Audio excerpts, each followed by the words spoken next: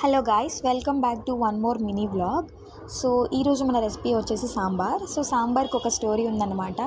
So generally సాంబార్ని మా side పప్పుచారు అని పిలిచేవాళ్ళం. సో స్కూల్లో daily mid day meal scheme ఉంటుంది కదా, అక్కడ పప్పుచారు పెట్టేవాళ్ళు. అప్పుడప్పుడు బాయిల్డ్ ఎగ్ దాంతోపాటు అంటే కర్రీస్ అవి పెడతారు కదా, మాకు అవి నచ్చినప్పుడు ఏం చేసేవాళ్ళం అంటే ఇంటి దగ్గర నుంచి చాలా రేర్గా కర్రీస్ తెచ్చుకునేవాళ్ళం. అది కూడా ఫ్రెండ్ సర్కిల్లో వాళ్ళు ఫ్రెండ్ అయితే మనకి షేర్ చేస్తారు, లేకపోతే లేదు.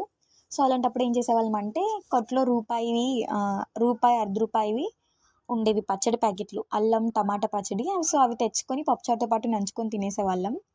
సో అలా ఉండేదన్నమాట పప్పుచారు స్టోరీ.